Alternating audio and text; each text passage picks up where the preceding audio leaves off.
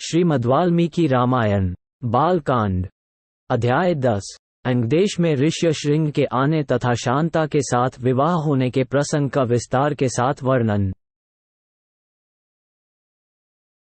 राजा की आज्ञा पाकर उस समय सुमंत ने इस प्रकार कहना आरंभ किया, राजन, रोमपाद के मंत्रियों ने ऋष्यशृंग को वहां जिस प्रकार और जिस उपाय से बुलाया था वह सब मैं बता रहा हूं।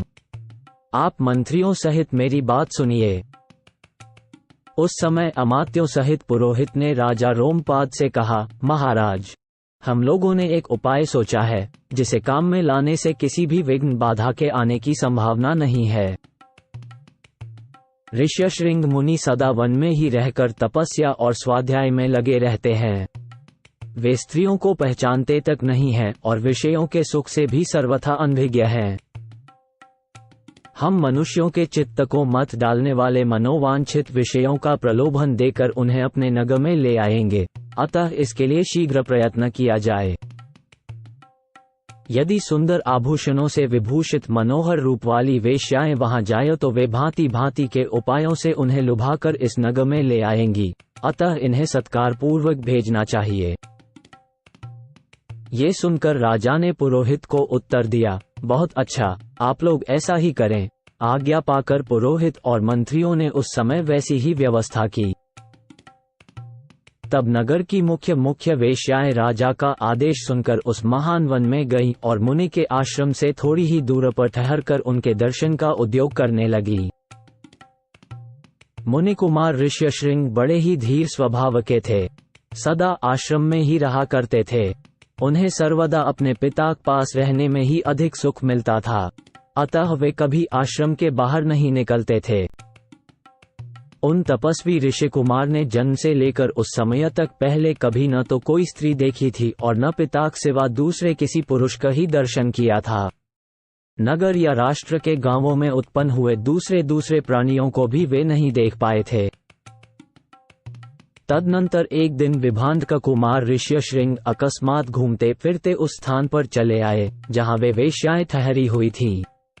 वहां उन्होंने उन सुंदरी वनिताओं को देखा। उन प्रमदाओं का वेश बड़ा ही सुंदर और अद्भुत था। वे मीठे स्वर में गा रही थीं। ऋषि कुमार को आया देख सभी उनके पास चली आई और इस प्रकार पूछने लगी, ब्रह्मा, आप कौन हैं, क्या करते हैं तथा इस निर्जन वन में आश्रम से इतनी दूर आकर अकेले क्यों विचर रहे हैं? ये हमें बताइए, हम लोग इस बात को जानना चाहती हैं। ऋष्यशृंग ने वन में कभी स्त्रियों का रूप नहीं देखा था और वे स्त्रियां तो अत्यंत कमनीय रूप से सुशोभित थीं, अतः उन्हें देखकर उनके मन में स्नेह उत्पन्न हो गया। इसलिए उन्होंने उनसे अपने पिता का परिचय देने का विचार किया। वे बोले, मेरे पिता का नाम विभांडक मुनि है, मैं उनका औरस पुत्र हूँ। मेरा ऋष्यशृंग नाम और तपस्या आदि कर्म इस भूमंडल में प्रसिद्ध है। यहाँ पास ही मेरा आश्रम है। आप लोग देखने में परम सुंदर हैं, अथवा आपका दर्शन मेरे लिए शुभकारक है। आप मेरे आश्रम पर चलें, वहाँ मैं आप सब लोगों की विधिपूर्वक पूजा करूँगा। ऋषि कुमार की यह बात सुनकर सब उनसे सहमत हो गईं। फिर वे सब सुंदरी स्त्रियां उनका आश्रम देखने के लिए वहां गईं। वहां जाने पर ऋषि कुमार ने, यह अर्घ्य है, ये पाद्य है तथा ये भोजन के लिए फल मूल प्रस्तुत है, ऐसा कहते हुए उन सबका विधिवत पूजन किया। ऋषि की पूजा स्वीकार करके वे सभी वहां से चली जाने को उत्सुक हुईं। उन्हें विभांडक मुनि का भय लग रहा था, इसलिए उन्होंने शीघ्र ही वहां से चली जाने का विचार किया। वे बोली, ब्रह्मा, हमारे पास भी ये उत्तम फल हैं। विप्रवर, इन्हें ग्रहण कीजिए, आपका कल्याण हो। इन फलों को शीघ्र ही खा लीजिए, विलंब न कीजिए। ऐसा कहकर उन सब ने हर्ष में भरकर ऋषि का आलिंगन किया और उन्हें खाने योग्य भांति भांति के उत्तम पदार्थ तथा बहुत सी मिठाइयां दी। उनका रसास्वादन करके उन तेजस्वी ऋषि ने समझा कि ये भी फल हैं, क्योंकि उस दिन के पहले उन्होंने कभी वैसे पदार्थ नहीं खाए थे। भला सदा वन में रहने वालों के लिए वैसी वस्तुओं के स्वाद लेने का अवसर ही कहाँ है। तत्पश्चात उनके पिता विभांडक मुनि के डर से डरी हुई वे स्त्रियां व्रत और अनुष्ठान की बात बता उन ब्राह्मण कुमार से पूछकर उसी बहाने वहां से चली गई। उन सब के चले जाने पर काश्यप कुमार ब्राह्मण ऋष्यशृंग मन ही मन व्याकुल हो उठे और बड़े दुख खसे इधर उधर टहलने लगे। तदनंतर दूसरे दिन फिर मन से उन्हीं का बारंबार चिंतन करते हुए शक्तिशाली विभांड का कुमार श्रीमान ऋष्यशृंग उसी स्थान पर गए जहां पहले दिन उन्होंने वस्त्र और आभूषणों से सजी हुई उन मनोहर रूप वाली वेश्याओं को देखा था। ब्राह्मण ऋष्यशृंग को आते देख तुरंत ही उन वेश्याओं का हृदय प्रसन्नता से खिल उठा। वे सब की सब उनके पास जाकर उनसे इस प्रकार कहने लगी, सौम्य, आओ आज हमारे आश्रम पर चलो।